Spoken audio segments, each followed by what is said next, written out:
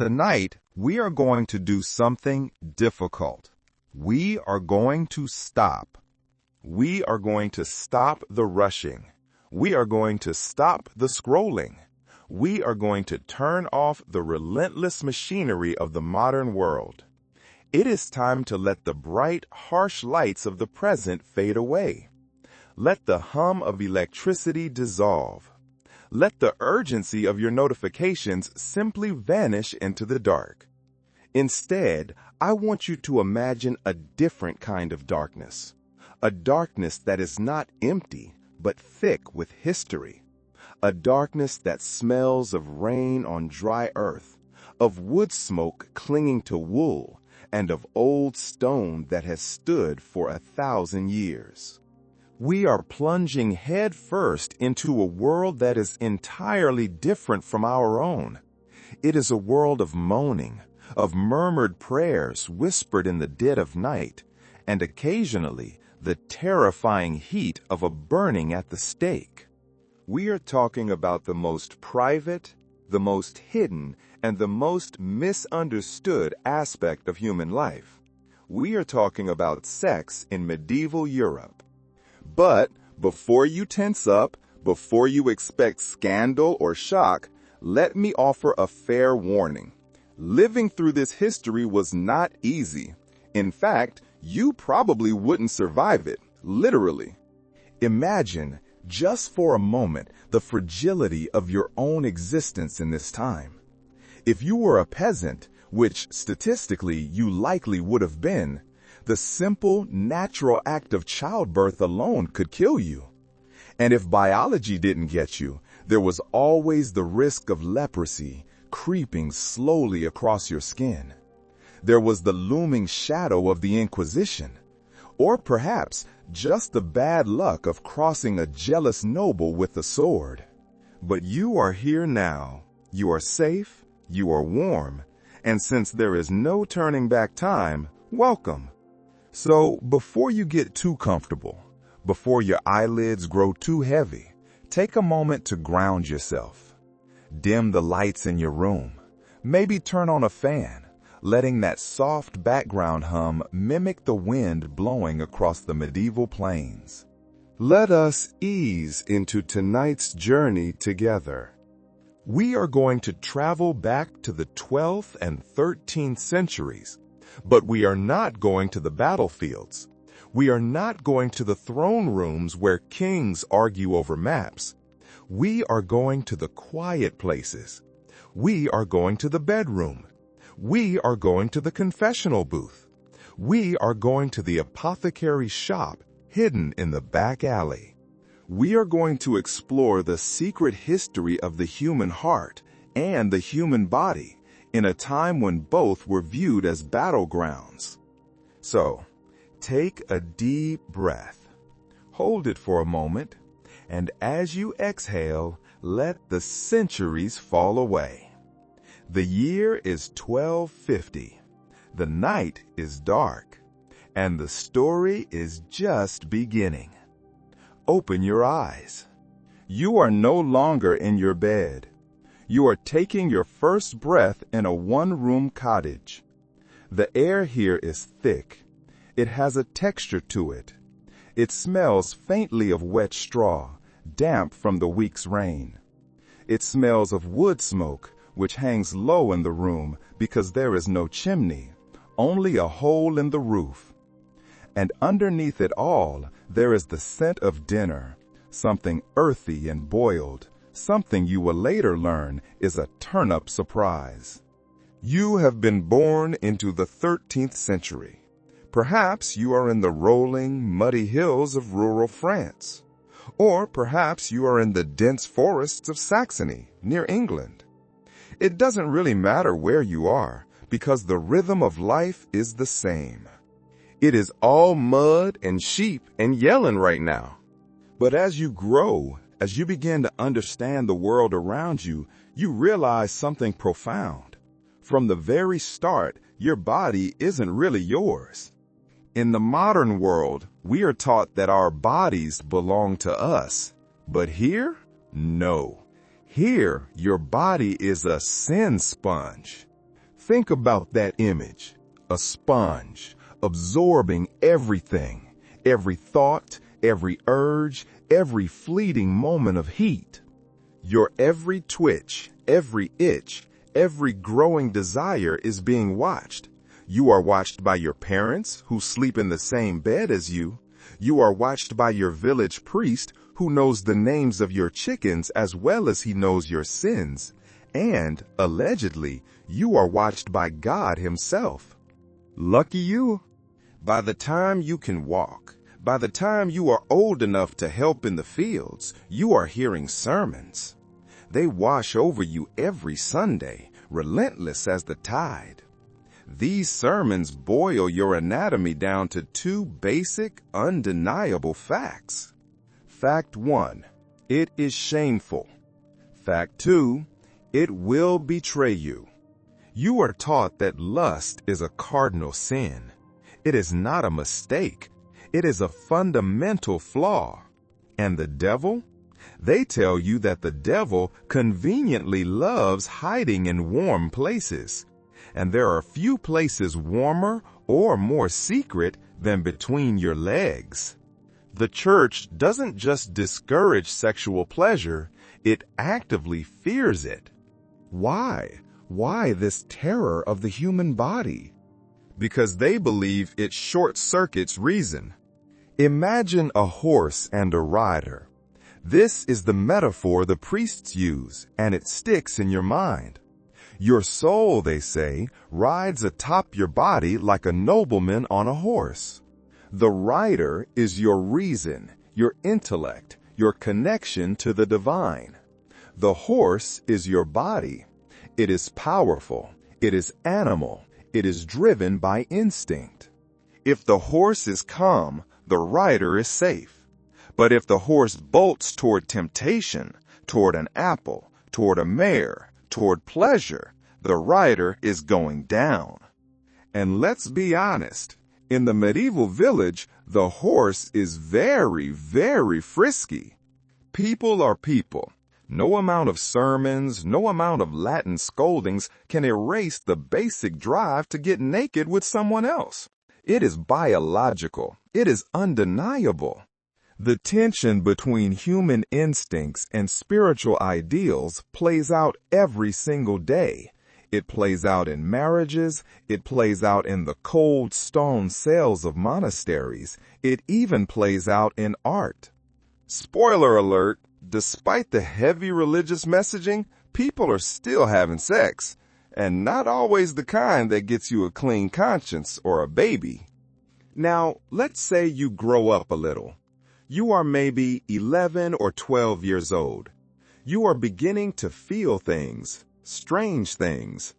Your village priest says that lust leads to hell. He says it with fire in his eyes.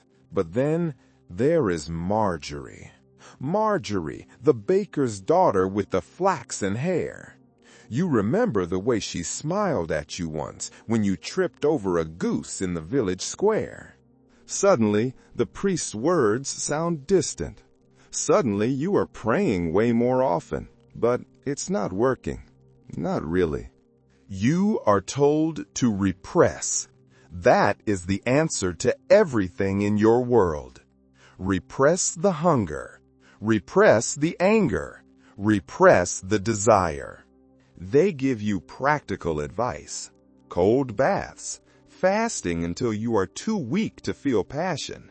Long walks while reciting psalms. Anything but actually dealing with your desires. This isn't just personal discipline. It is church doctrine. Celibacy, especially for the clergy, is considered a form of spiritual purification. It is a way to rise above the animal. But the reality is messy. In reality, a good chunk of priests are hooking up with housekeepers. They do it in secret. They confess it later. They are forgiven, sometimes for a small fee. Sex is framed like a necessary evil. Its only sanctioned purpose is procreation, and even then, only within marriage. Pleasure? That's suspicious. Moaning? Downright heretical. Anything beyond the basic missionary position was often labeled unnatural, though, as we will see later, that is a delightful rabbit hole of its own. For now, know this: your role as a sexual being in medieval Europe is tightly scripted, and the script is written by men who believe heaven is always watching. The first time someone really examines your naked body, it is not romantic. It is medical, or, well, medieval medical, which is about as scientific as trying to cure a cough with a prayer and some hot goat butter. You are on a stool. You are probably naked from the waist down. The room smells intensely. It smells of old herbs, dusty and pungent. It smells of damp wool, and there is a sharp, metallic hint of iron. The physician stands before you. He might also be your town's barber. Or maybe he is just a guy who owns a lot of knives. He is holding a glass bottle up to the light, squinting at it. Inside the bottle is your urine. He looks at it like it is a rare vintage wine. And in a sense, it is. Because back then, urine is one of the main diagnostic tools when it comes to fertility, pregnancy, and general body mystery. Welcome to the strange, often uncomfortable world of medieval sexual medicine. If you are a woman, you are more likely to be the one examined, blamed, or treated for anything involving sex and reproduction. Fertility is especially your burden. If you can't have children, the medieval mind jumps to one conclusion: it is probably your fault, not your husband's. Definitely not. Why was this the assumption? Because of how they viewed the fluids of the body. Sperm, after all, was considered a sort of holy essence. It was a divine spark. Meanwhile, your womb, that was viewed as a damp, moody cavern. They believed the womb was an animal within an animal. It was prone to wandering around your body when it was upset. Yes, you heard that correctly. The medical diagnosis of hysteria comes from the idea that the uterus could just take a stroll up your spine and make you insane. So you sit there on the stool. The doctor asks you strange questions. He asks about your menstrual cycle. He asks about your dreams. He asks about your appetite for salted meat. He asks whether you've been feeling unusually melancholic. He consults a chart. It is not a helpful chart. It looks more like a zodiac wheel crossed with a fever dream. If you are lucky, the treatment is simple. You are given a drink made of mashed figs and rue. It tastes bitter and earthy, but it is bearable. If you are not lucky, they might try to align your wandering womb. They do this by applying poultices. Sometimes these are made with garlic, sometimes with boiled ants. And then there is the semen. Oh boy, the medieval understanding of semen is a topic all its own. It was thought to be distilled from blood. They believed it was heated in the male body until it achieved perfection. You know, like wine. That is why men were warned not to waste it on too much sex. Each drop was seen as a dose of your very soul. This idea wasn't just spiritual, it was medical. Sperm was precious. Women's bodies, on the other hand, were viewed as leaky, cold, and unruly. They were supposedly in need of that warm essence to function properly. You, as a woman, might be told your sexual desire is higher than a man's. Why? Because nature, in its chaos, supposedly gave you that hunger to balance out your internal coldness. But don't act on it. Heaven forbid, literally. Now, if you are trying to conceive and nothing is happening, here come the fertility tests. For women, one charming method involves inserting a garlic clove into the vagina overnight. The logic was entirely anatomical, if flawed. They believed the body was a connected tube. If your breath smells garlicky in the morning, congrats. Your reproductive tunnel is open. The issue is probably not you. For men, the tests were different. They might suggest drinking a concoction of wine and powdered dog testicles, or simply watching how your semen behaves in a bowl of water. If it floats, you are potent. If it sinks, well. But there is a widely believed theory in this room that is surprising. Medieval medicine promoted the idea that both partners must climax for conception to occur. That's right. In theory, female orgasm wasn't just fun, it was necessary. Scholars still debate how seriously this was taken. Some argue it was just a way to rationalize reproduction. Others say it was rooted in genuine attempts to understand anatomy and balance. Still, imagine the awkwardness. Imagine trying to explain to a monk, a man who has sworn a vow of celibacy, that you are not pregnant because you didn't finish. That conversation probably ends with an exorcism. But let's not leave out the fringe stuff. There is always fringe stuff in this room. Some medieval medical texts recommend using the bones of a black cat, ground into powder as an aphrodisiac. Others say you should wear a badger's tooth around your neck to increase your libido. Want to be irresistible? Try sleeping with a slice of roasted owl under your pillow. It sounds absurd to us, but in the flickering light of the physician's chamber, with the smell of rue and garlic in the air, these were the desperate hopes of people trying to understand their own bodies. Herbalism is the more respectable cousin of this chaos. Midwives and wise women have extensive knowledge of plants that affect menstruation, fertility, and even libido. Pennyroyal, rue, and mugwort are common. They are used both to help conceive and to prevent conception, depending on how and when they are administered. This is where things get dangerous, because herbal contraceptives blur the line between medicine and heresy. A woman who knows how to control her body is suspicious. She is powerful. And power, especially in the wrong hands, read female hands, is a threat to the social order. This brings us to the real fear humming underneath all this control. The church wants it, the doctors want it, even your neighbors want it.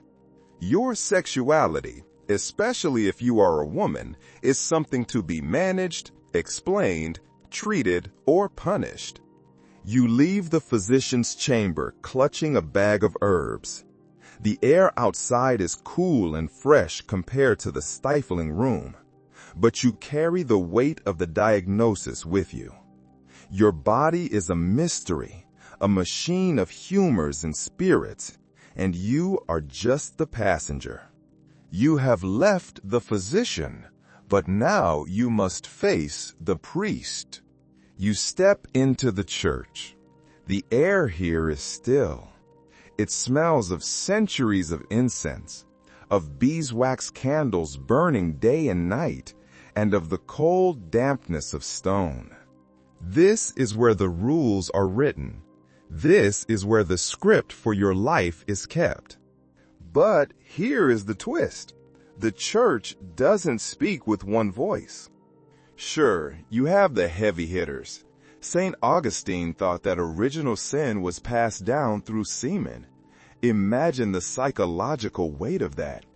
Every act of creating life is also an act of transmitting sin. It is deeply unsettling. But other thinkers, like Thomas Aquinas, were more nuanced. Aquinas said that sexual pleasure isn't inherently evil. It just needs to be ordered properly. Think of it like a wine cellar. It's not bad to have wine, but you must manage it. You must control the inventory. Scholars today still debate how seriously these high-level theological ideas were taken outside the pulpit.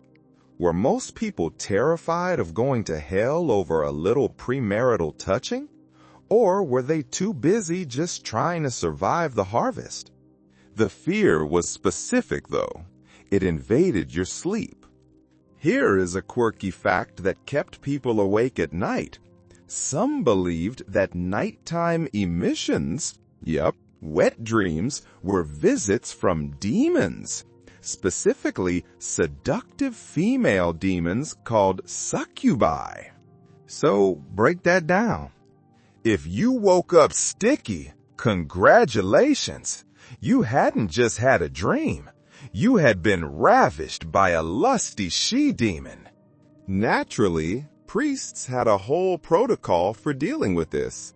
It usually involved confession, it involved fasting, and it involved an incredibly awkward conversation with a red-faced monk.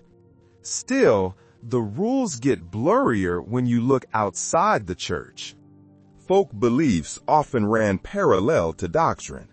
In the countryside, midwives and herbalists had their own takes on love and lust. Maybe the stars were involved. Maybe a love charm stitched into your sleeve would help you find a husband. These practices weren't exactly endorsed by bishops, but they persisted. Sometimes they overlapped. Imagine a priest using astrology to determine the best days for marital congress. Tuesdays, he might say, avoid them. And let's not forget the aristocrats. While peasants were being lectured on modesty, the nobility were composing steamy love poetry and commissioning art that makes modern emojis look shy. Courtly love, the whole genre of medieval romance, was basically a long poetic excuse to lust after someone you couldn't have, usually a married lady. And even though the text claimed it was all about spiritual longing, there was definitely some heavy breathing between the lines. So here you are, caught in a swirl of religious warnings, cultural contradictions, and your own inconvenient hormones. Everything you were told says to resist, to abstain, to walk the narrow path. But outside, you hear whispered stories, stories of bathhouse rendezvous, of monks who sneak out at night, of secret trysts in barns and under festival tents. You are being told to feel shame, and yet everywhere you look, someone is giving in. The contradiction isn't lost on you. In fact, it might be the single most defining feature of medieval sexuality. It is the endless tug-of-war between repression and reality. And if you think this is confusing now, just wait until we talk about the virginity inspections, the animal trials, and why doing it standing up might be a mortal sin. For now, though, sleep with one eye open. Your body is a battlefield, and the war's only just begun. Let us leave the stone floor of the church behind. Let us leave the smell of incense and fear. We are ascending. We are walking up the spiral staircase of the keep, higher and higher, until we reach the solar. The air here is different. It is warmer. It smells richer. It smells of roasted swan, of spiced wine, and of wood smoke mixed with the floral scent of dried lavender scattered on the floor to mask the smell of the dogs sleeping by the fire. You are no longer a peasant in a tunic. Tonight, you are a courtier. You sit at the edge of a long wooden bench covered in a soft fur throw. You are dressed in layers that are too thick, too tight, and too heavy for comfort. But you do not fidget. Fidgeting is for the lower classes. You sit still. You listen to the music. A young man is sitting near the fire. He is holding a lute. His fingers dance over the strings, producing a melody that is melancholic and repetitive. He is singing, but his eyes are not on the instrument. His eyes are fixed on a woman sitting across the room. She is the lady of the house. She is married. She is powerful, and she is completely ignoring him. Or is she? Welcome to the maddening, beautiful, and utterly exhausting world of courtly love. You might think you know what romance is. You might think of candlelit dinners or walks on the beach. But medieval romance? It was a sport. It was a form of spiritual warfare. And let's get one thing clear right away. Courtly love is not about sex. In fact, its lack of sex is kind of the point. It is all about longing. Beautiful, frustrating, poetic longing. The rules of this game are designed to keep you just close enough to the fire to feel the heat, but never close enough to be burned. The object of your affection is always above you, socially, morally, or both. She is usually married to someone else. She is often untouchable. The thrill comes not from getting her, but from wanting her so badly that your suffering becomes a kind of art. They are obsessed. Troubadours and trouvères wandered the courts of France, Germany, and beyond, singing these songs. They sang of idolized women and hopeless yearning. The economy of this love is strange. If a perfect lady smiles at you, that is worth a week's worth of verses. If she drops her glove by accident, you will pick it up and wear it into battle as if it were a holy relic. If she lets you look at her while she eats a piece of fruit, you will go sit under a tree and cry about it for 3 days. Love, in this system, is suffering. You fall on your metaphorical sword repeatedly, and if you are lucky, very lucky, she might give you a secret smile in return. They are not explicit. They don't talk about the act itself, but they are charged. Every glance is loaded with meaning. Every graze of a hand is a crisis. A knight might describe his lady's ankle with such intensity, you'd think it had its own gravitational pull. Yet, the point is always the same. Desire denied is more powerful than desire fulfilled. There was an actual manual for this. Andreas Capellanus, a 12th century chaplain at the court of Marie de Champagne, wrote a book titled De Amore, on love. It is a bizarre text. It outlines the supposed rules of courtly love. These include gems like marriage is no excuse for not loving, and a true lover always trembles. It is part parody, part guidebook, and entirely bonkers. But it tells us a lot about how people talked about love. So, why? Why did they do this? Why invent a system that seems custom-built to torture everyone involved? Well, partly because it was safe. Especially for noble women. In a world where your body, your marriage, and your future were all controlled by your father or your husband, courtly love let you hold emotional power. You could receive poems. You could receive glances.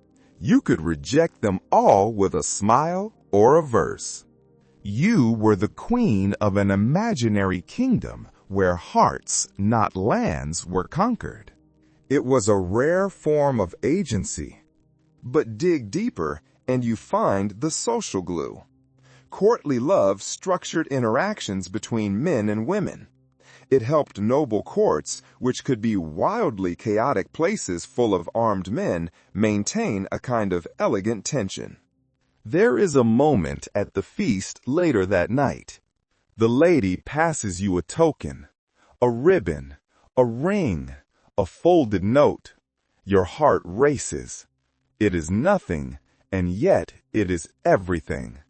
You can't speak about it, you can't act on it, but it lives under your tunic, pressed against your skin. That secret warmth is enough to fuel you through 100 dull winters. You walk back to your chamber, her ribbon tucked beneath your shirt, already composing your next stanza in your head. Maybe tomorrow she'll smile again. Maybe she won't. And you will suffer beautifully, because in courtly love, the suffering is the point. Leave the poetry behind. Leave the ribbons and the secret smiles. For 99% of the population, love is not a game. It is a transaction. You are 15 maybe, or 13, or 11. It doesn't really matter how you feel about it. You are getting married. This is the age of marital arrangements. Love is a side dish, not the main course. You exist first and foremost as a social and economic asset. Your parents have been talking to the neighbors for weeks. There was an exchange of goods, maybe a goat, maybe a patch of land. If you are a girl, your value is tied to your womb, a functioning reproductive system, a decent dowry, and a reputation that doesn't come with too much whispering. Those are your qualifications. Love letters? Candlelit dinners? No. Try bartering over pigs and arguing about how many blankets will be gifted with the bride. Now, don't get ahead of yourself. Marriage doesn't always mean sex right away. Technically, canon law allows you to marry once you hit puberty. That is about 12 for girls and 14 for boys. But consummation can be delayed, especially if you are both still scrawny and covered in freckles. Sometimes you move in with your in-laws and wait a few years. But other times it is straight to the wedding bed. And this is where things get ceremonial. Bedding ritual. That is a thing. In the modern world, the wedding night is the moment privacy begins. In the medieval world, it is the moment privacy ends. You don't just sneak off after the wedding feast. No, you get escorted, paraded really, by family and friends right into the bedchamber. Imagine the scene. The room is small. It is crowded with drunk uncles and giggling cousins. There is laughter. There is teasing. There are songs. Some customs include people throwing nuts or slippers at you. It is basically the most awkward group effort in history to ensure that, yes, the marriage is going to be sealed. Then, finally, everyone leaves. They leave you there with your new spouse. You are probably a little drunk. You are definitely terrified. And here is the worst part. You have no idea what to do. If you are a girl, no one has explained sex to you in terms more useful than, it will hurt, but it's holy. If you are a boy, you have probably pieced it together from watching farm animals, listening to dirty jokes, and vague advice about not spilling your seed. No one talks about pleasure.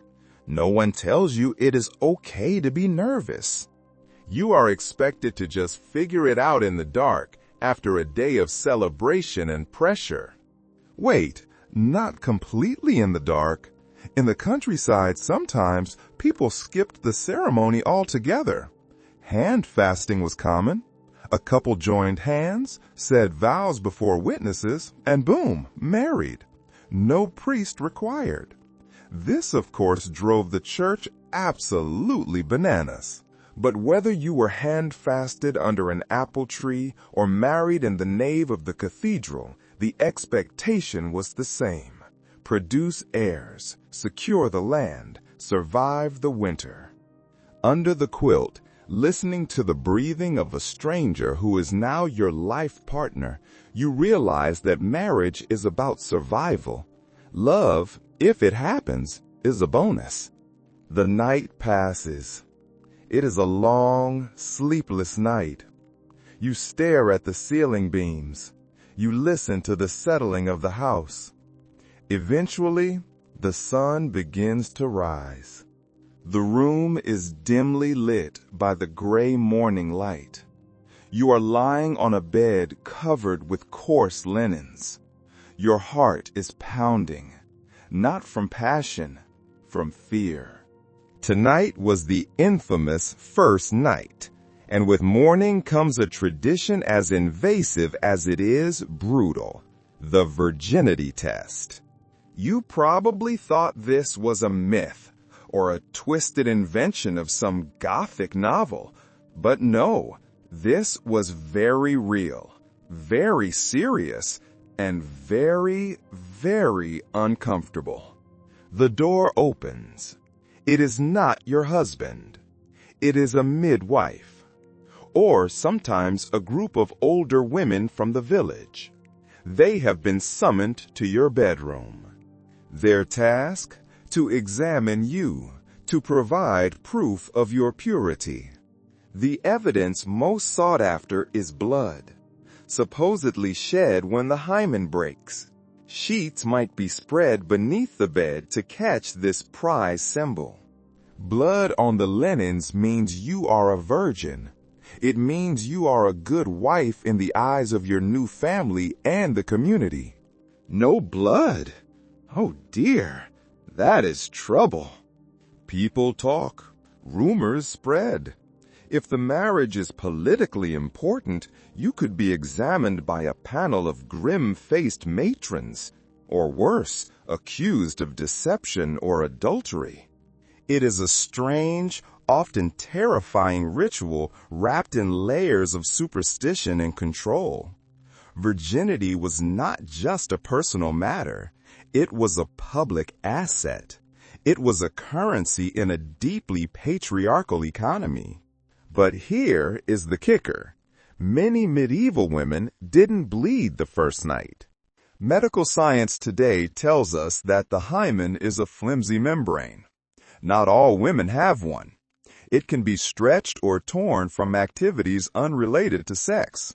Horseback riding, heavy lifting, even just growing up.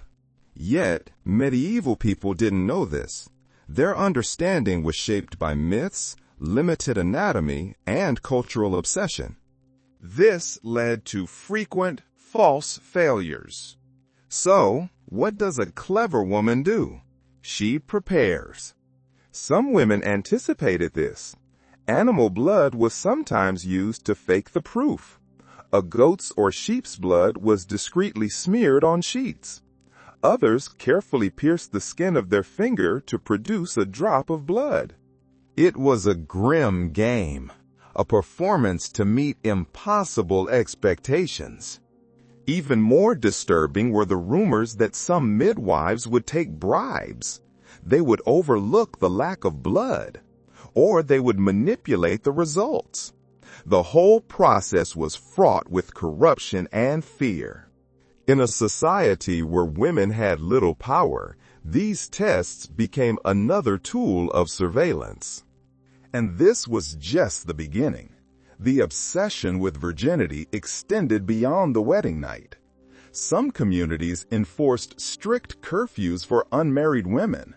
Others imposed chastity belts, or at least threatened them. Though, as we will see later, the chastity belt itself is largely a myth.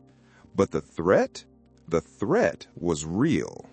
Here is a fringe fact to lighten the mood, if only slightly. Some medieval medical texts claim that a virgin's first sexual encounter should happen on specific days of the week. Friday, no good. Tuesday, better. Mercury in retrograde, forget it. If you wanted a strong, healthy baby, you had to play by the stars. The church, meanwhile, had a complicated stance. Virginity was highly praised, especially for nuns and saints. But they also recognized that most people married and had sex. Confessionals were filled with admissions of impurity. Priests often offered guidance on how to properly approach marital sex to avoid sin. Still, the idea of purity as a spiritual and social ideal was deeply ingrained. Imagine the pressure on a young woman, already navigating marriage, childbirth, and household duties, now burdened with the impossible task of proving her worth through a blood-stained sheet. It is a moment where private and public collide, where your body becomes a symbol in a game you didn't choose to play. You close your eyes. You imagine the weight of the night, the whispers, the fear, the cold hands checking for something that can't always be found. You wonder if any of this ever felt like love. Leave the noise of the wedding feast behind. Leave the anxiety of the sheets and the judgment of the village matrons. Walk with me now into the silence. We are entering the monastery. The air here is different. It is cooler. It smells of beeswax candles that have been burning for hours. It smells of old stone that has absorbed the dampness of 100 winters. It smells faintly of lavender and whatever herbs they are growing behind the kitchen. You shuffle through the corridors in soft sandals. Your robes whisper around your ankles. You are here to escape the world. You are here to think about God. You are here for contemplation, discipline, and chastity. But let's be honest. As you walk past the scriptorium, as you kneel in the chapel, you are mostly thinking about Brother Matthias. Monks, like everyone else in medieval Europe, have bodies. And those bodies don't stop being bodies just because you shaved your head and took a vow. In fact, monastic life, with all its silence and rigid structure, seems to magnify desire rather than eliminate it. Think about the routine. You rise before dawn in the blue-gray light of the morning. You fast. You pray 7 times a day. You purge impure thoughts with hard labor in the fields and cold baths. And for a while, you try. You really try. But then, Brother Matthias brushes past you in the library. His sleeve grazes yours. It is a tiny contact. In the modern world, it would mean nothing. But here, in this sensory desert, something stirs. It is not just lust. It is something lonelier and deeper than that. It is about connection. Suddenly, your path to holiness starts to feel like a tightrope walk over a chasm filled with very earthly temptations. Monks are meant to be celibate. But let's not kid ourselves. Many aren't. This isn't some modern scandal discovered by a documentary crew. Medieval people knew it. There are enough records to make it clear that clerical celibacy was more of an ideal than a consistent reality. By the 12th century, the church made a real push to enforce it. But enforcement was inconsistent. Some clergy had unofficial wives. Some had housekeepers who were clearly more than housekeepers. Others had families hidden behind abbey walls. There were even jokes in the village about priests having too many children to support. But inside the monastery, the dynamic is different. This is a pressure cooker. Dozens, sometimes hundreds of men living together, isolated from society. When you suppress something long enough, it doesn't disappear.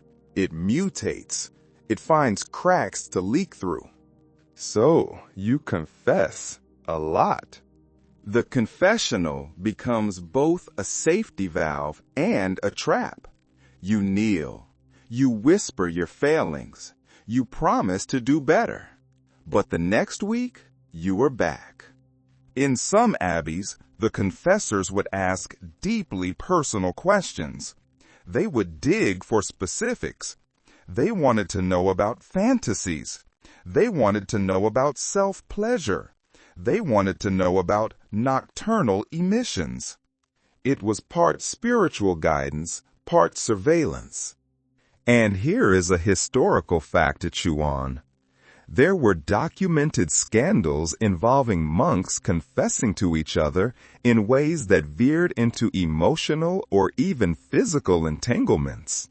The lines between sin and intimacy blurred. In some orders, intense spiritual friendships developed.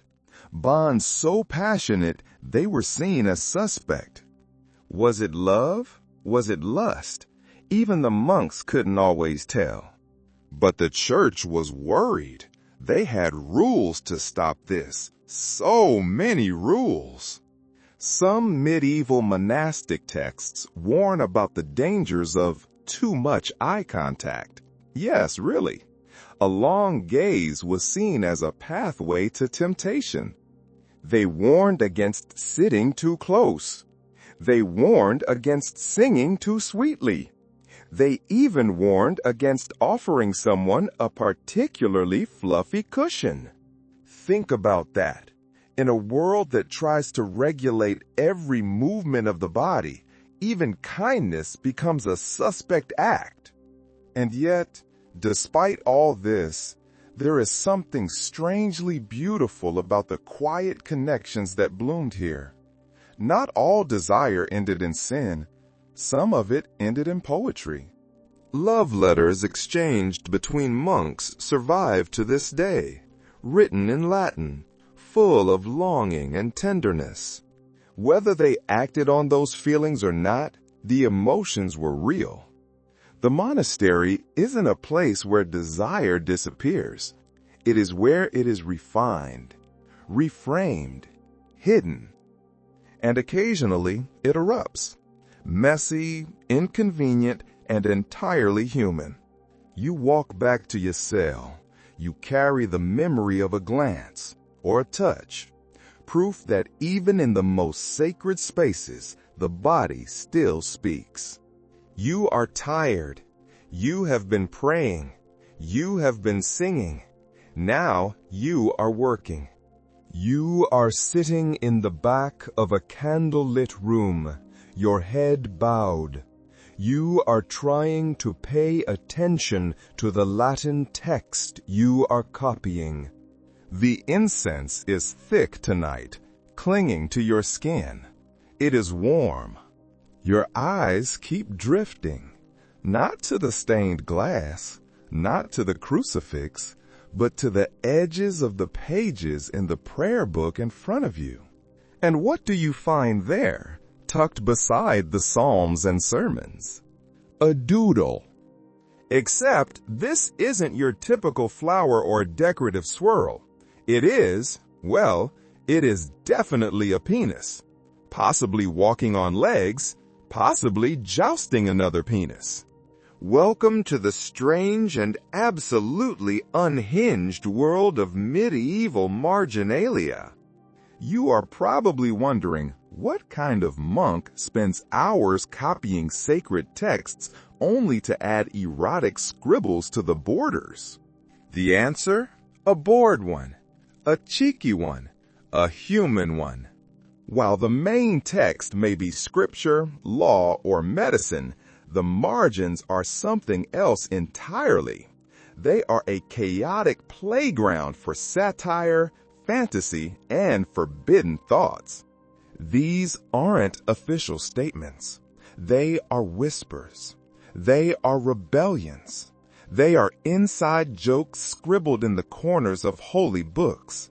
Sure, the church is trying to uphold moral standards, but meanwhile, Brother Aiden is drawing two monks mooning each other in the margins of a book about divine punishment.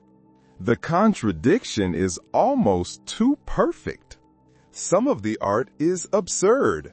Knights jousting with snails, monkeys dressed as bishops, naked people riding geese. But a surprising number of these little illustrations involve overtly sexual imagery. Men with grotesquely exaggerated genitals. Women doing things with trees that should not be done with trees. And yes, even animals caught in very compromising positions. It's not like this was one rogue monastery doing their own thing. This stuff shows up across Europe. From England to France to Italy. Different styles, different ticks, same bizarre energy. What gives? Were these monks secretly perverts? Not necessarily. Think of it as a release valve. When your entire life revolves around copying holy text under strict silence for hours each day, your brain will wander. The margins become a space where that wandering turns visual. One manuscript contains a drawing of a nun harvesting penises from a tree. Yup, just plucking them like ripe pears. No one knows exactly what it is supposed to mean. Fertility? Power? A joke? Maybe it was just someone's weird fantasy rendered in ink while their supervisor wasn't watching. Scholars still debate the interpretation, which is a fancy way of saying they are also baffled. But the weirdest thing, these images were sometimes right next to deeply religious text. You'd have a full-page illumination of the crucifixion, and just 2 inches below it, a rabbit with a sword fighting a naked man. The juxtaposition is jarring. It suggests that medieval people didn't have the same compulsive need to separate the sacred and the profane. Maybe they understood better than we do that life is both. Faith and desire. Awe and absurdity. Holiness and horniness. They all coexist, sometimes quite literally side by side. So, here you are, a scribe in your 20s. Tasked with copying the rule of St. Benedict. By page 12, your hand is cramping. Your mind is wandering. You think about the girl from the bakery or that wandering friar with the deep voice. Before you know it, your quill has danced a little too freely. Maybe it's just a face sticking out of a flower. Maybe it's a naked backside in the letter O. It's subtle. It's playful, but it's yours. And centuries later, someone finds your doodle and stares at it, laughing, trying to decode its meaning. In that moment, you are connected across time, not through doctrine, but through shared weirdness. Let us leave the scribes to their doodles and cross the valley to the other side of the religious world. The heavy wooden door creaks as you step into the convent courtyard. The scent of garden herbs mingles with candle wax and ancient stone. You are supposed to find silence here, a place of devotion, prayer, and strict chastity. But behind those thick walls, where veils and habits conceal faces, the reality is far more complex. The nuns, they aren't just pious angels. Sometimes they are quite wild. Welcome to the surprising, occasionally scandalous secret life behind convent walls. You've heard that convents were strict, that women lived in total celibacy, dedicating themselves wholly to God. And for many, that was true. But human nature doesn't vanish just because you take vows. And the sheer number of women crammed into limited spaces, cut off from the outside world, created a pressure cooker of emotion, desire, and rebellion. There are stories, some whispered, some recorded, of nuns who formed intense emotional and even sexual relationships with one another.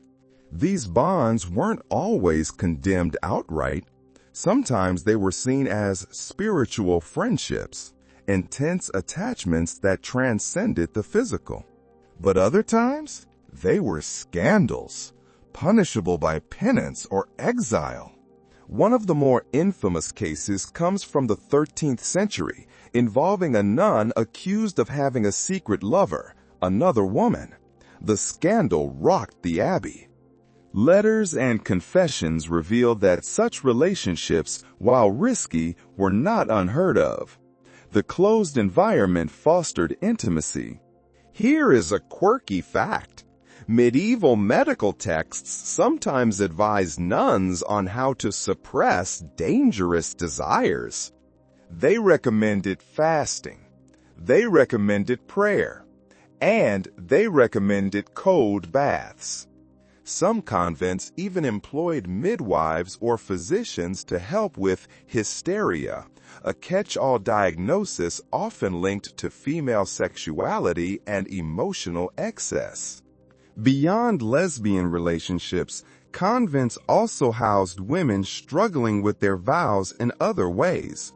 Some nuns secretly gave birth. Others ran away to marry or rejoin secular life.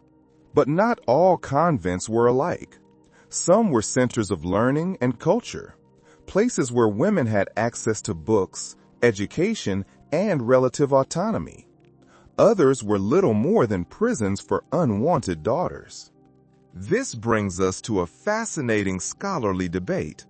How should we understand sexuality in convents? Were these relationships acts of rebellion, survival, or genuine affection? Did convents provide a rare space for female sexuality to exist outside male control? The answers are as layered as the veils worn by the nuns themselves. Imagine the loneliness of a young woman locked away from the world, finding solace in another's touch, navigating the fine line between sin and salvation. As you walk past the cloistered gardens, you hear soft laughter, too light, too human to be prayer. Behind those walls, life pulses, desires simmer, and sometimes, just sometimes, the chastity veil slips. The heavy wooden door of the convent closes behind us. The scent of dry lavender and beeswax fades. We are stepping into a new atmosphere. The air changes instantly. It becomes thick. It becomes heavy. It sticks to your skin. It smells of wood smoke, of hot water, of dissolved minerals, and of herbs, rosemary and thyme thrown into the fire to sweeten the air. We have entered the bathhouse. For a long time, history books told us that medieval people were dirty, that they avoided water like the plague, that they walked around in a cloud of grit and grime. That is a myth. In the cities of medieval Europe, and Paris, and Prague, and South Germany, bathhouses were surprisingly common. They were woven into the daily rhythm of life. The Romans may have built the great marble baths of antiquity, but their medieval descendants didn't let the idea go to waste. The heat hits you first. It is a physical weight. It loosens the muscles in your shoulders. It softens the stiffness in your joints caused by the cold dampness of the cottage or the castle.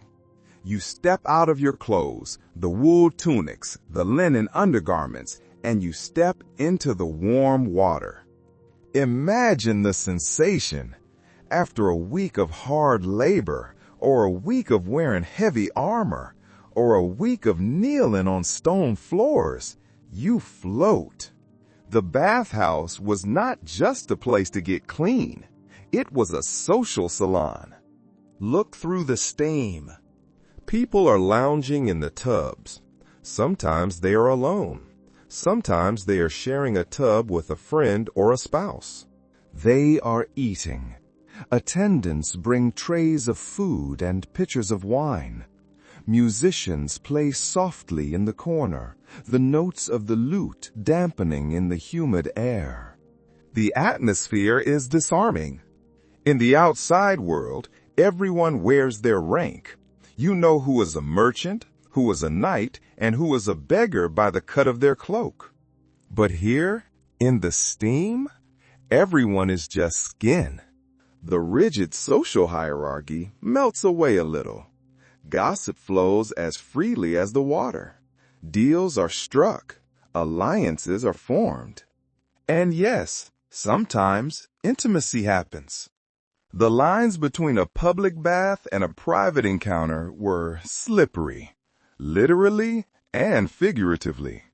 While many bathhouses were strictly for hygiene, run by respectable married couples where the wife scrubbed backs and the husband stokes the fire, others were different.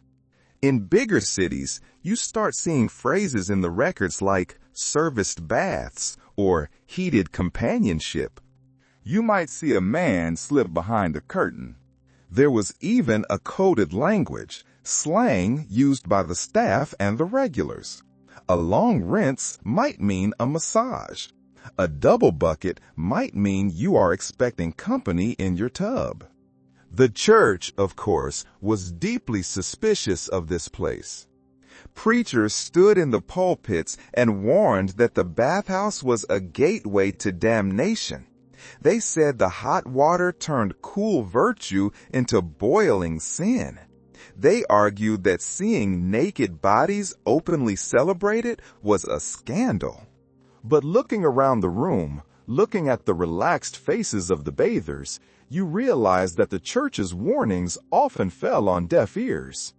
When you spend your days knee-deep in livestock or shivering in a drafty hall, an evening in a hot bath with wine and company is worth the risk of a little sermonizing. Sometimes the bathhouse is just a place where touch is safe, where you are not being judged or measured. You are just human, warm, and floating. Eventually, however, the steam began to clear. By the late Middle Ages, fear began to shut these doors. Syphilis arrived, plagues returned, and the Reformation brought a new wave of moral anxiety. Public bathing began to seem indecent, unsanitary, immoral.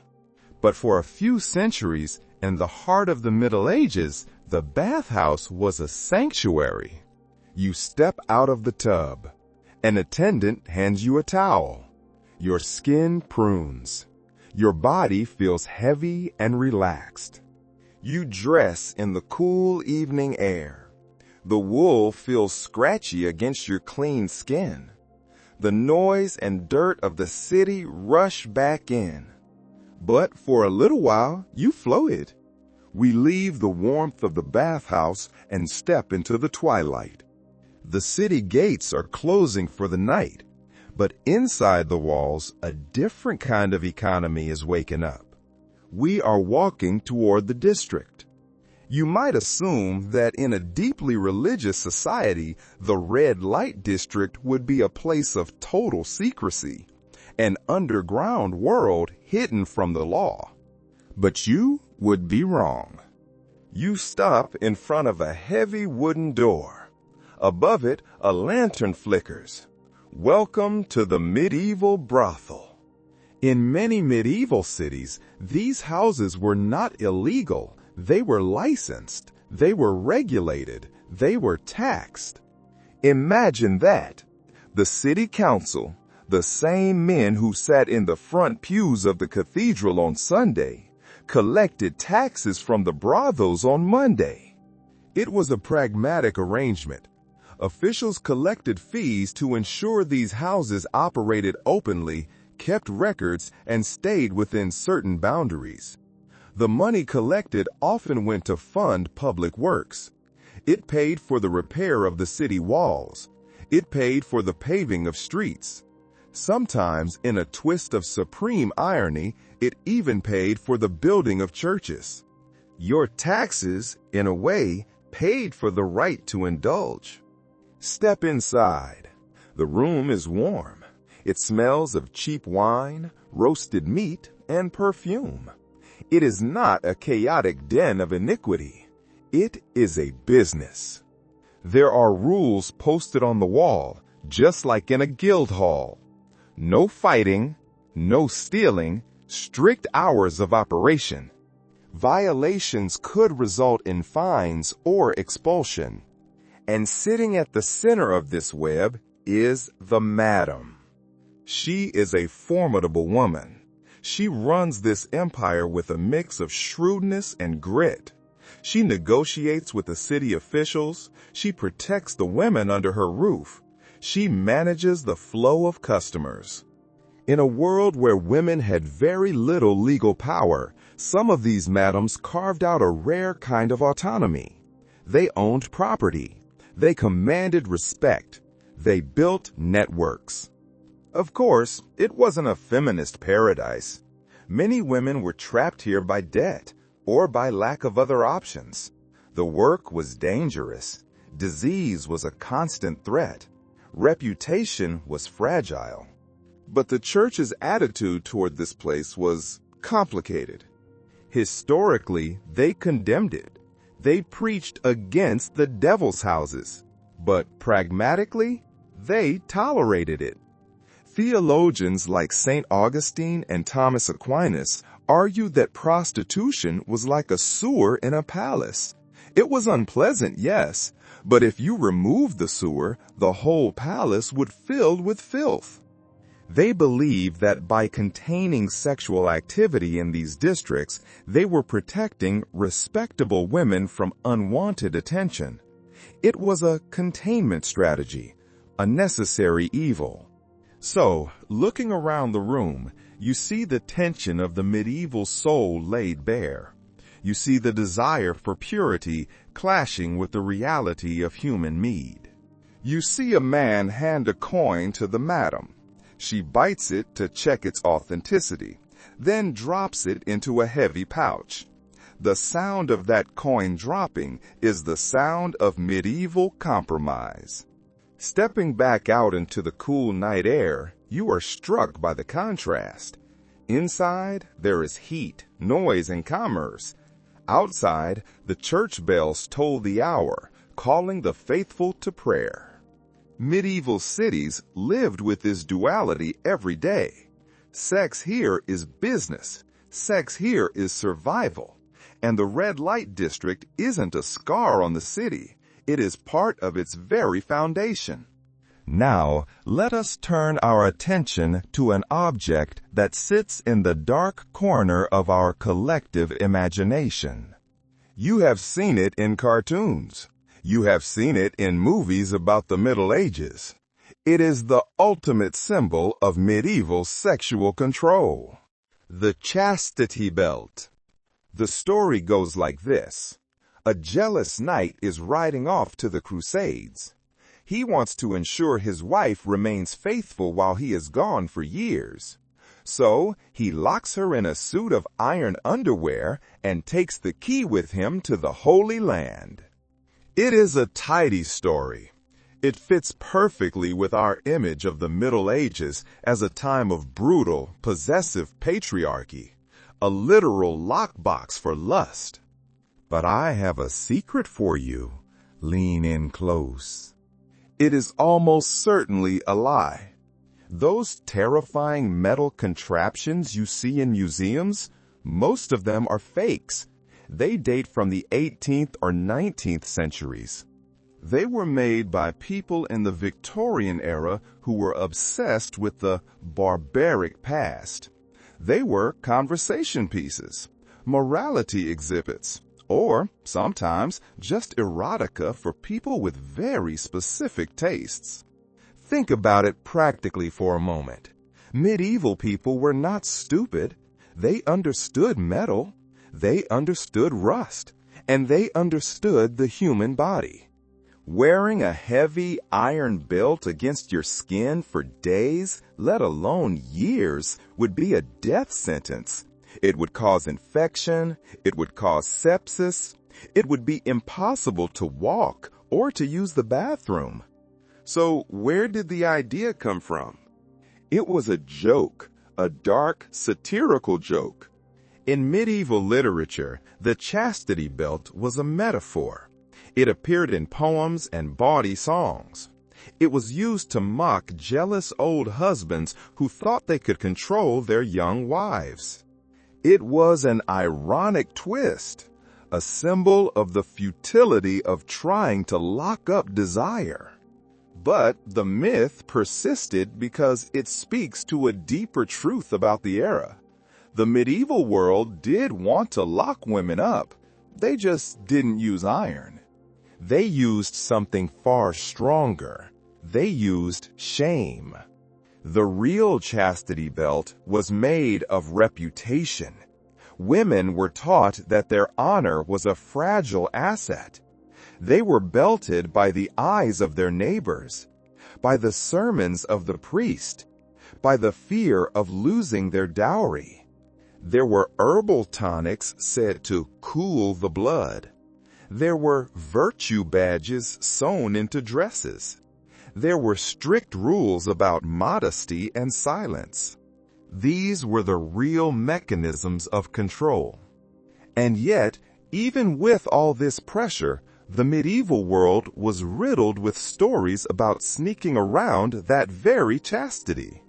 There is a whole genre of literature called fabliaux. These are stories about trickery, about lovers outwitting jealous husbands, about priests hiding under beds. They are bawdy. They are irreverent. They prove that the public message of lock it up didn't always match the private behavior. So, as you look at that rusted piece of metal in your mind's eye, let it dissolve. The iron belt is a fantasy, but the fear that created the myth, that was very, very real. You turn away from the museum display. The room is quiet. You are beginning to understand that in medieval Europe, the most powerful prisons were the ones built in the mind. Leave the museum of iron behind.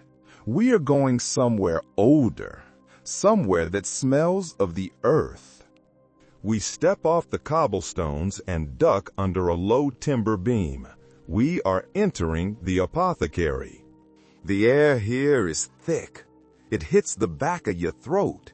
It is a complex perfume of roasted roots, bitter herbs, honey, and something sharper, something like vinegar or dried musk. You are here because you want something. Maybe you are a young man who wants the baker's daughter to look at you. Maybe you are a wife who wants to rekindle the interest of a distant husband. Or maybe you are just desperate to ensure that your marriage produces an heir. Welcome to the fascinating, fragrant, and sometimes completely baffling world of medieval love potions and sex magic. The person behind the counter, the apothecary, or perhaps a local wise woman, hands you a small vial. It contains a greenish liquid. "Drink this," she whispers, "before you meet your beloved tonight." What is in it? The recipe book of the medieval healer is a strange mix of botany, astrology, and outright fantasy. It might contain mandrake root. You have heard the legends. They say the mandrake screams when you pull it from the earth. It was a root steeped in folklore, believed to hold the power of life and death. It might contain powdered pearls crushed into a fine shimmering dust. It might contain rose petals, dried and brittle. Or, if the potion is meant to be particularly potent, it might contain bits of snakeskin. The preparation is just as important as the ingredients. The apothecary might tell you that this potion was mixed under a full moon, or during a specific planetary alignment, when Venus was high in the sky. They believed that the stars exerted a physical pull on the liquids of the earth, just as they did on the tides. To brew a potion without checking the stars was like trying to sail without checking the wind. One popular aphrodisiac was called Venus's wine. It was a mixture of wine, herbs, and spices believed to invoke the goddess of love herself.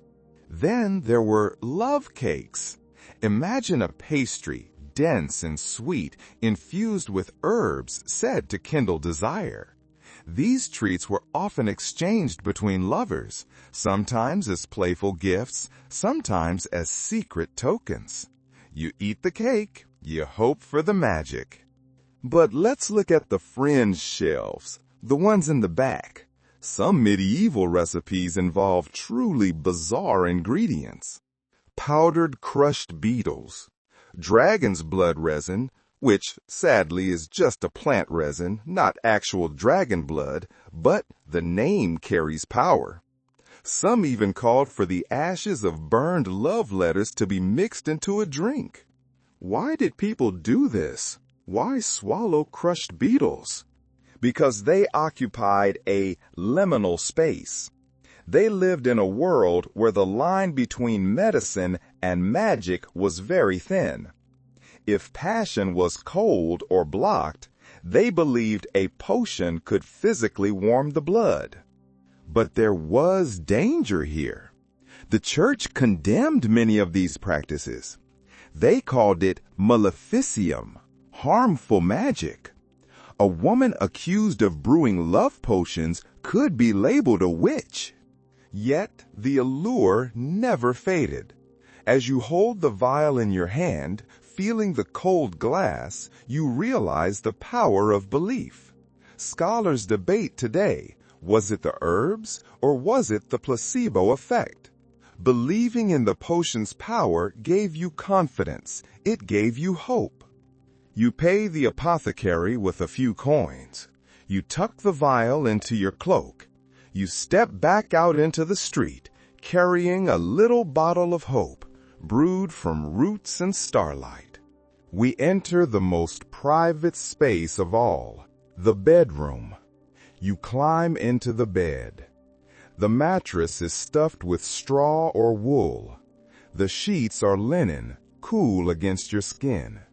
You close the heavy curtains around the bed.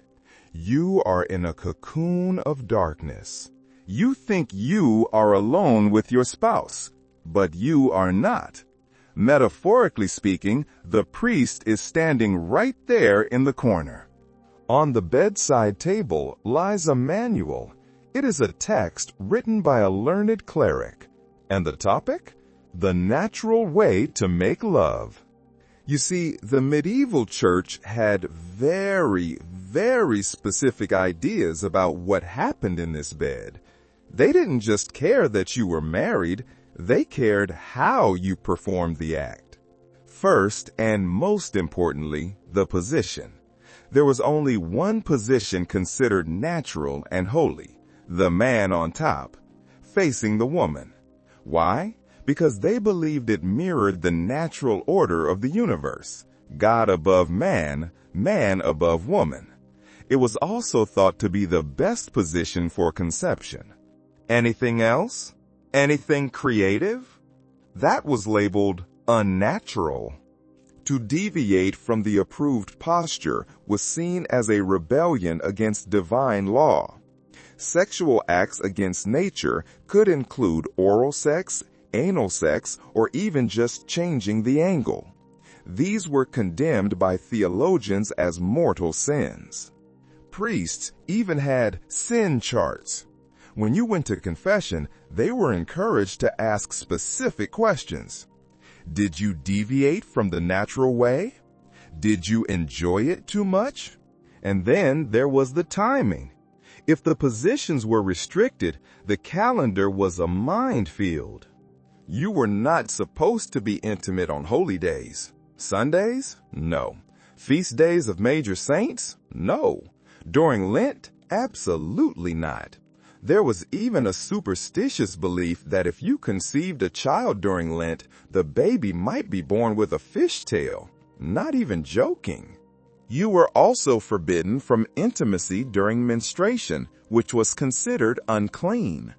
If you followed the rules strictly, Monday is fine, Friday is a penance day, Saturday is for the Virgin Mary. You were left with very few days a year to actually be a husband and wife. But here is the reality. The book on the table is dusty. The candle is burning low, and the people under the quilt are human. Historians know that despite the sermons, despite the threats of fish-tailed babies, people negotiated their own reality in the dark. Folk traditions celebrated different practices. Couples used herbal aphrodisiacs. They tried different positions to help with fertility or just for variety. There is even evidence in some medical manuscripts of explicit illustrations. Pictures of couples in various positions, sometimes with humorous captions. These images suggest that curiosity about pleasure wasn't entirely suppressed. It was just carefully coded. So there is a tension in this room. The tension between the doctrine and the desire. The church tried to colonize the imagination. They wanted to regulate the body to save the soul. But as the candle flickers out, leaving the room in total darkness, the rules fade. In the privacy of the bed, behind the heavy curtains, human nature usually had the final say. We step out of the intimate bedroom and into the shadow of the castle. Look up. It dominates the skyline. It is the source of law. It is the source of protection. And it is the source of one of the most unsettling rumors in all of medieval history. Droit du Seigneur, the Lord's right. You have probably heard the story. It is a staple of movies and grim legends. The idea is this: the nobleman, the lord of the land, has the legal right to sleep with a peasant bride on her wedding night. He gets to take her virginity before her husband does. The very thought makes your skin crawl. It is a grotesque mix of power, sex, and feudal entitlement. But was it real? Let's take a deep breath, because the answer is messy. Historically, there is no concrete law. Historians have searched the archives. They have looked for the parchment. They have looked for the royal edicts. They have found no official law stating, "Thou shalt hand over thy bride to the Lord." So, is it a myth? Mostly. Scholars like Voltaire and even Shakespeare mentioned it, but it appears more often in satire and literature than in legal codes. However, myths do not grow out of thin air. They grow out of soil fertilized by fear, and the fear here was very real. In this world, the Lord owned everything. He owned the land you farmed. He owned the mill where you ground your wheat. In many ways, he owned you. If a powerful man wanted to insert himself into your private life, he didn't need a law. He just needed impunity. He could use coercion, he could offer gifts, or he could simply rely on the fact that you couldn't say no. There were also strange customs that echoed this power dynamic. In some regions, a peasant had to pay a fee to the Lord for permission to marry. This fee was sometimes called a collegium. It was a symbolic payment, a coin or a chicken given to the Lord. Think about the symbolism of that. You are paying the Lord to waive his right to your wife. It implies that the right existed in the abstract. even if he took the chicken instead of the bride. It was a ritual of humiliation, a reminder of who was really in charge. Imagine the groom standing in the muddy courtyard, handing over his hard-earned coin to the steward. He keeps his head down. He keeps his mouth shut. He buys his privacy.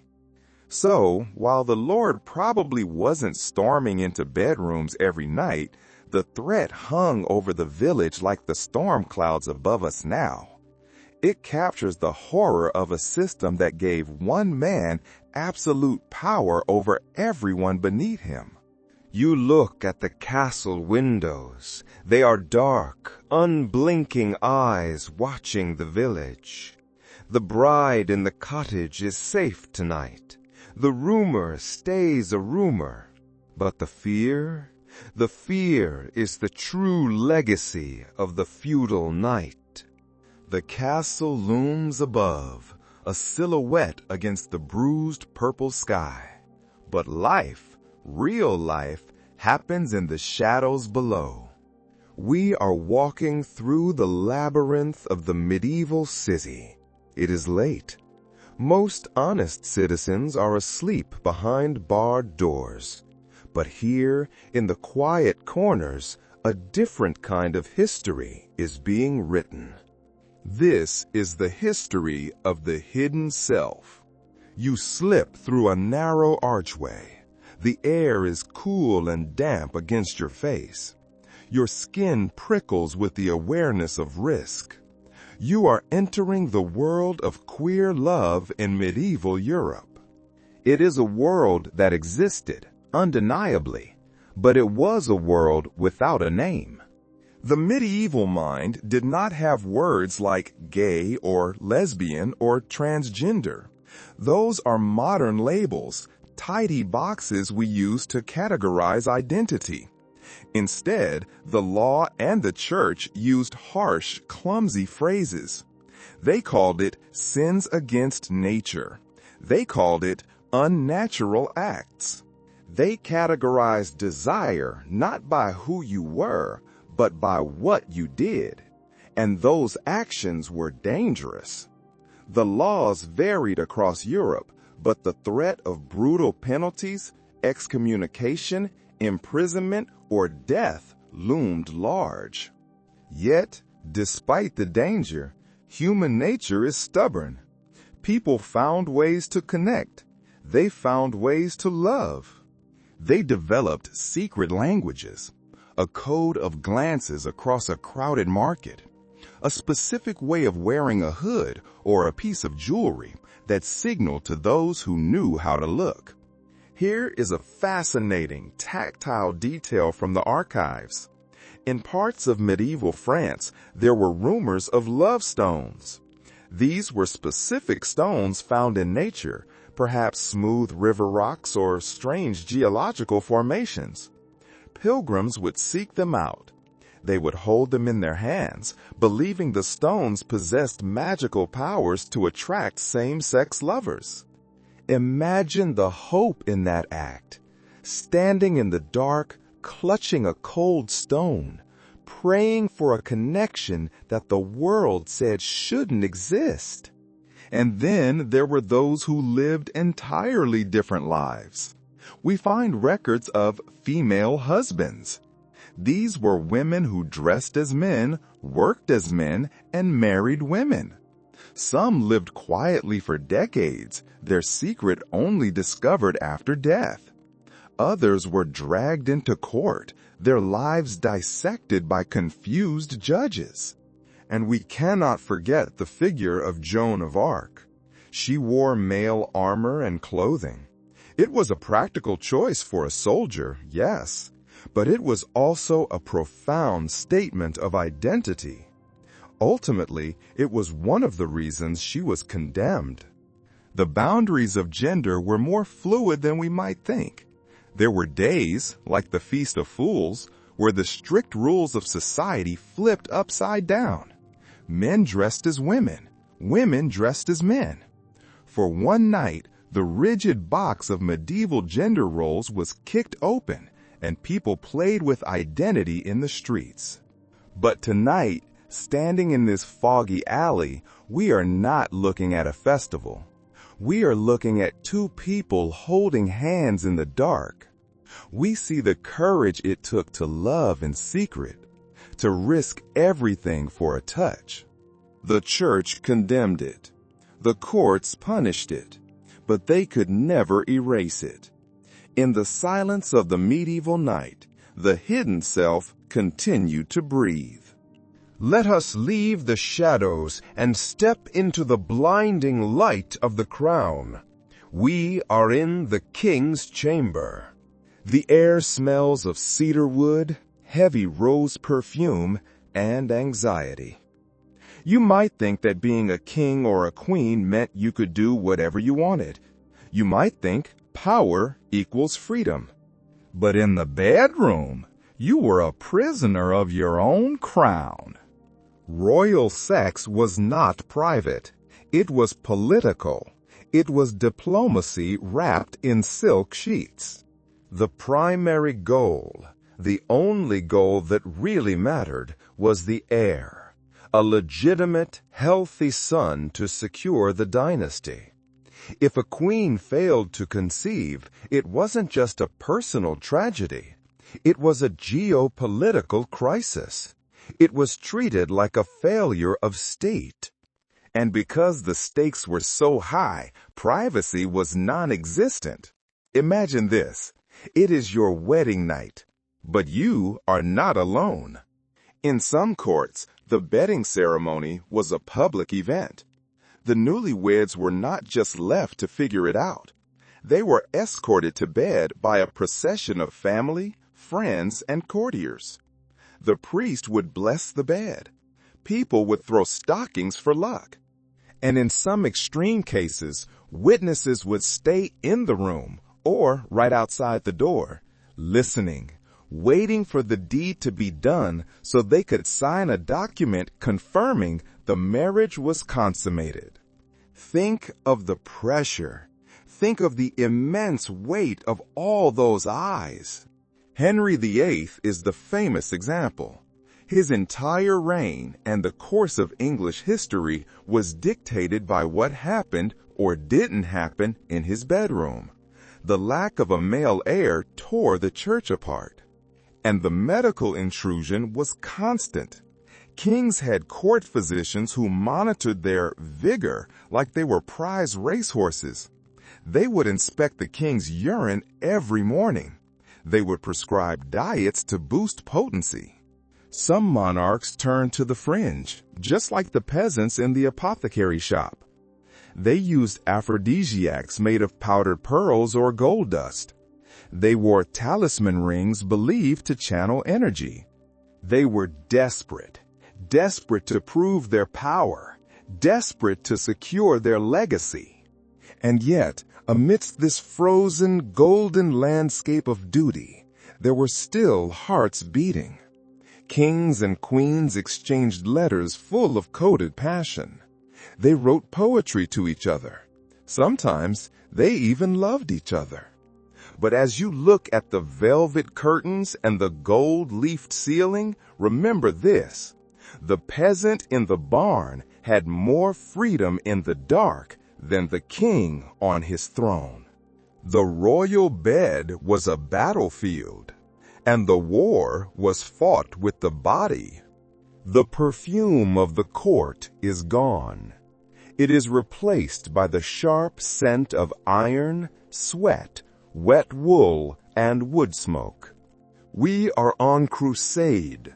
We are on the edge of the known world, in a military camp. The men here are knights. They are the warriors of God. Before they left home, many of them swore solemn oaths. They swore to be brave. They swore to be loyal. And often they swore to be celibate. The idea was powerful. A holy warrior needed to be pure, to sacrifice physical pleasure for spiritual strength. Saint Bernard of Clairvaux, the great spiritual guide of the Templars, wrote praises of this new knighthood. He envisioned an army of monks with swords. But look closer at the camp. Look past the banners and the crosses. The reality of war is messy, and the reality of men far from home is even messier. Celibacy was the ideal, but the records tell us that it was rarely the reality. Drifting through the tents, you see women.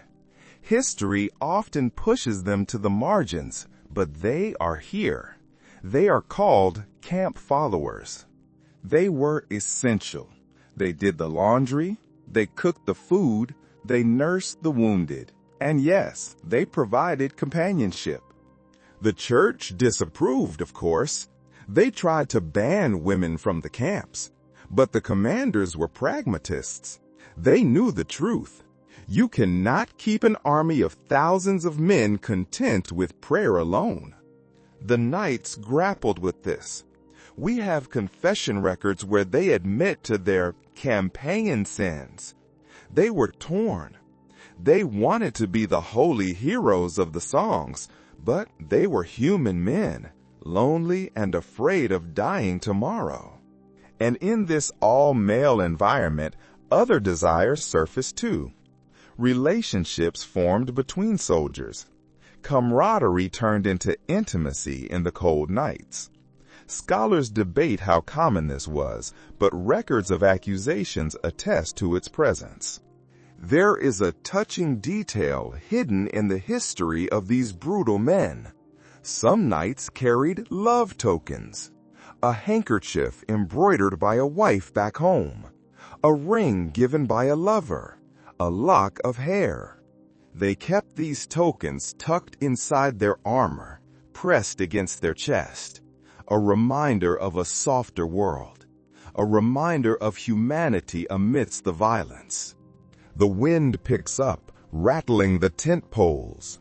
The knight sits by the fire, staring into the flames. He is a warrior. He is a sinner. He is a man. And the vow of celibacy feels very far away tonight.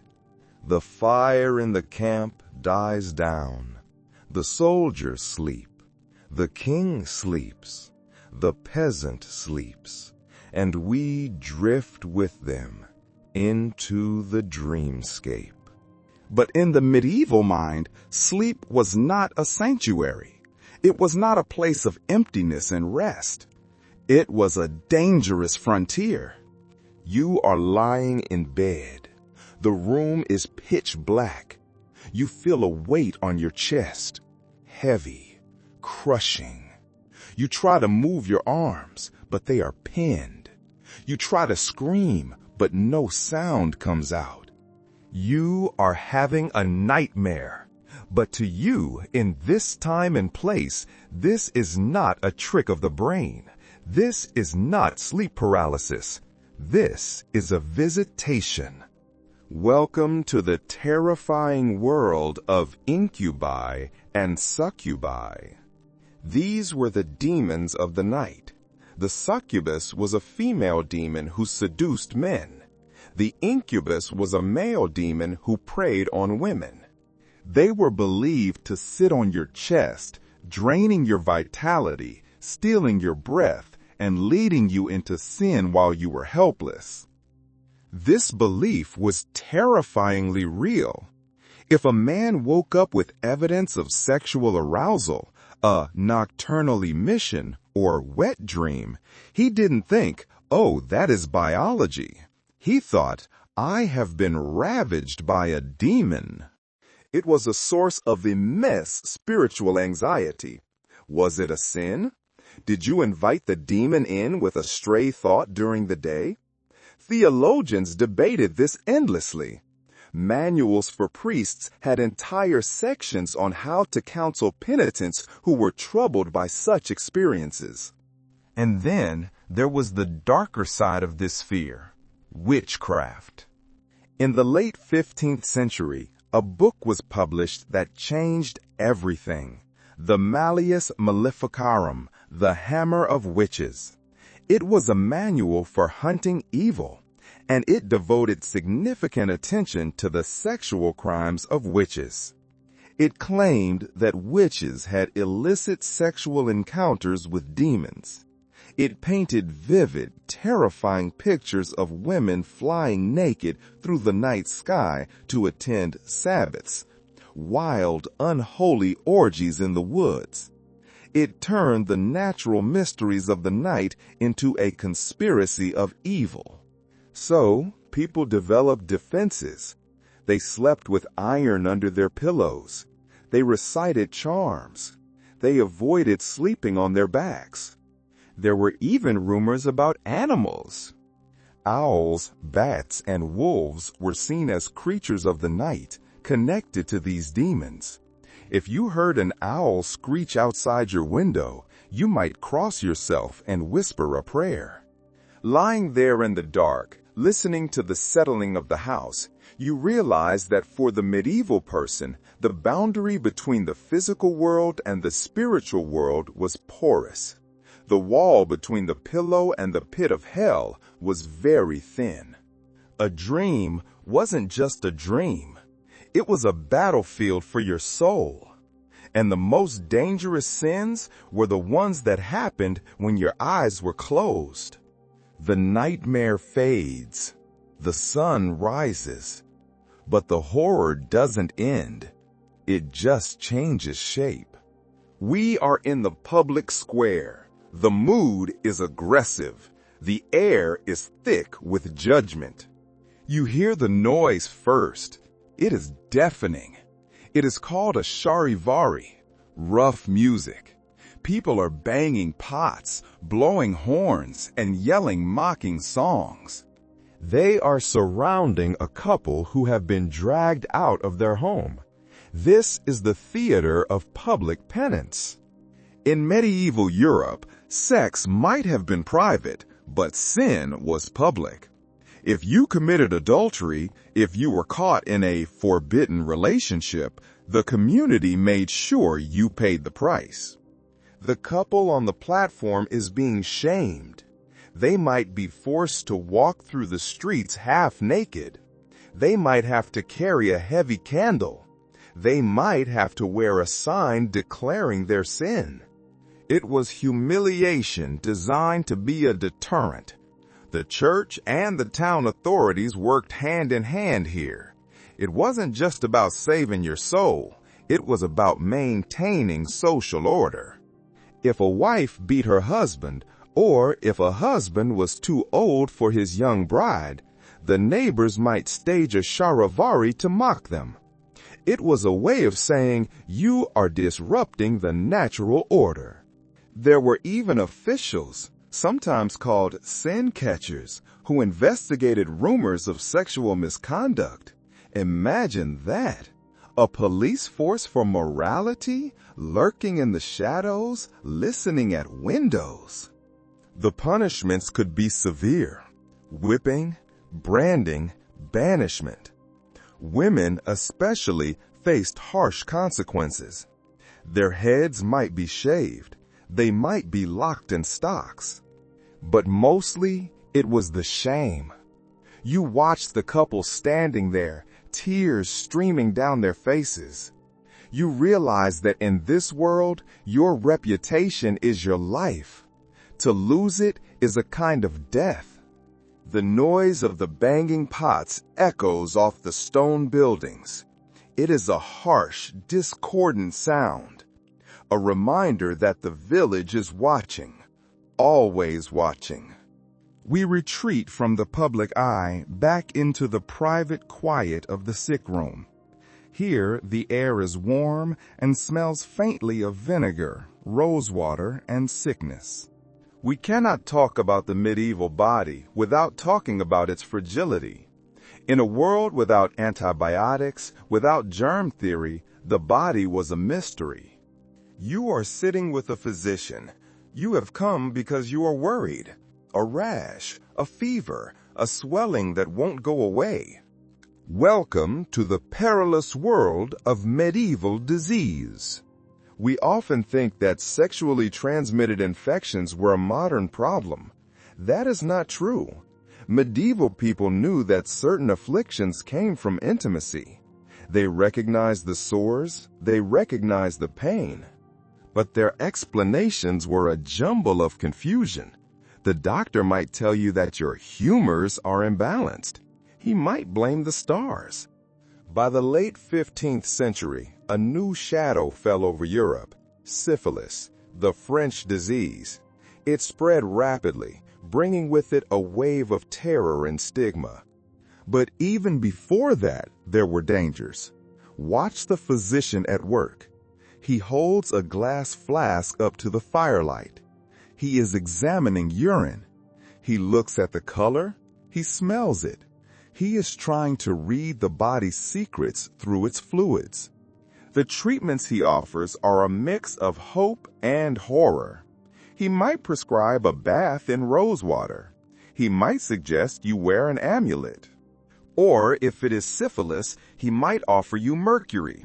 It was a toxic metal. It caused severe side effects. It slowly poisoned the patient, even as they hoped for salvation. The fear of disease hung over every encounter like a low fog. The church used this fear. They pointed to illness as proof of sin.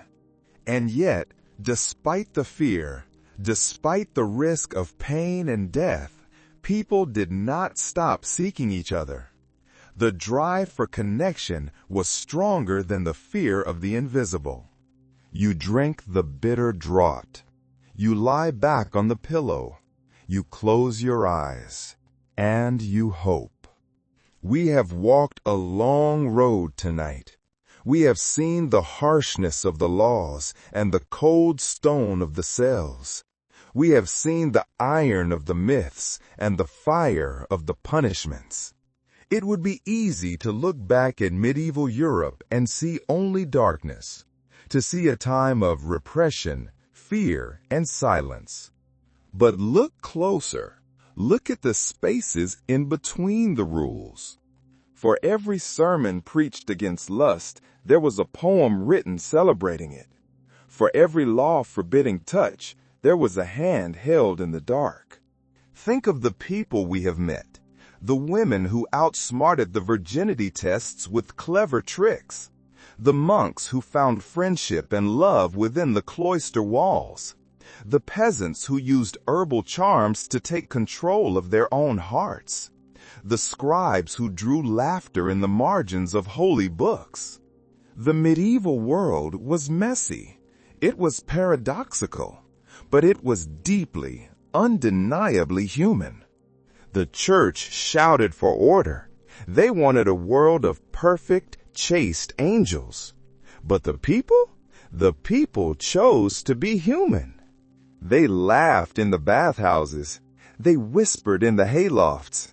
They exchanged rings and ribbons and promised their hearts to one another, even when the world said they shouldn't.